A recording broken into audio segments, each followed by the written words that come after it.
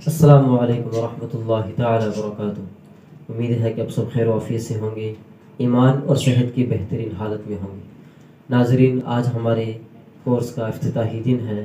Course کا عنوان آپ کے سامنے ہے کہ تعلیمی ادارہ کیسے بنائیں اور کیسے چلائیں۔ سب سے پہلے ہم چلتے ہیں کہ تعلیمی ادارہ کہتے کیسے ہیں۔ ایک ایسی جگہ، ایک ایسی مجلس جو لوگوں کی تعلیم کا انتظام کرے، اسے تعلیمی ادارہ کہتے ہیں۔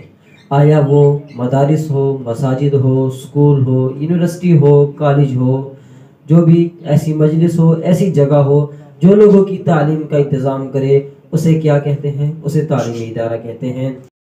دوسری بات ہے کہ تعلیمی اداروں کی اہمیت کیا ہے، کہ تعلیمی ادارے کی اہمیت معاشرے کے اندر کیا ہے۔ تعلیمی اداروں کا قیام اتنا ہی ضروری ہے جتنا بچوں کی تعلیم و تربیت کرنا ضروری ہے، کیونکہ انہی تعلیمی اداروں کے بغیر مسلمانوں کے بچے جو ہے وہ نہ دینی تعلیم سے آراستہ ہو سکتے ہیں، نہ دنیاوی تعلیم سے آراستہ ہو سکتے ہیں۔ اور دینی اور دنیاوی تعلیم کا ہونا یہ تبھی ممکن ہے کہ جب ایسے تعلیمی ادارے بنائے جائیں۔ تعلیمی ادارے بنیں گے پھر ہی جا کے ہمارے بچے جو ہیں دینی معلومات سے اور دنیاوی معلومات سے آراستہ ہو سکے۔ جی، تعلیمی ادارے کے مقاصد۔ تعلیمی ادارے کا مقصد لوگوں میں یہ شعور پیدا کرنا کہ اس انسان سے منسلک جو بھی رشتے ہیں ان کے حقوق کو جان کر اور ان حقوق کی فرما برداری کرتے ہوئے معاشرے میں امن و محبت کی فضا کو عام کرنا ہے۔ اور سب سے بڑا مقصد لوگوں میں تعلیم کے ذریعے سے ہی اس خالق حقیقی سے پہچان کروانا ہے۔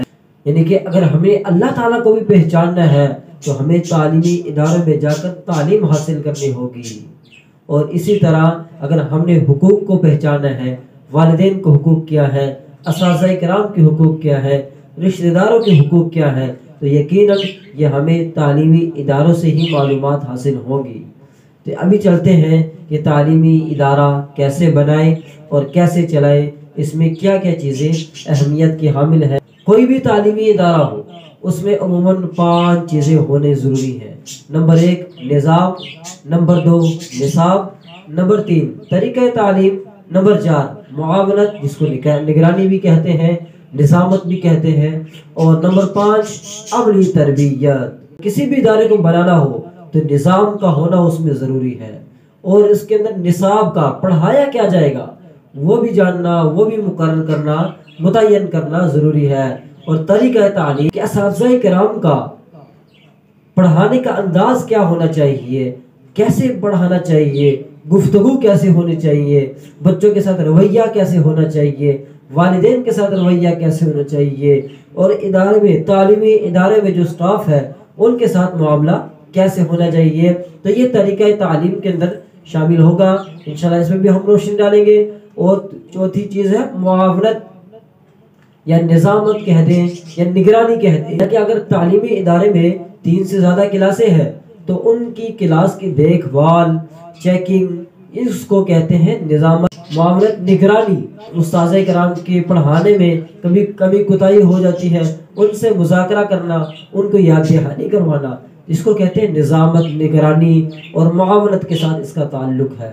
اور 5ویں چیز ہے عملی تربیت، کہ جو بچہ، جو بچی ہمارے تعلیمی ادارے میں دین سیکھ رہے ہیں یا دنیا کی تعلیم سیکھ رہے ہیں، آیا کہ وہ اس کی عملی زندگی میں نظر آ رہا ہے کہ نہیں آ رہا، تو اس کو عملی نمونہ پیش کر کے طلباء کے اندر وہ تعلیم منتقل کرنا، عملی تربیت کروانا، اس کو کہتے ہیں عملی تربیت۔ تو انہی 5 چیزوں پہ انشاءاللہ ہمارا کورس جاری رہے گا۔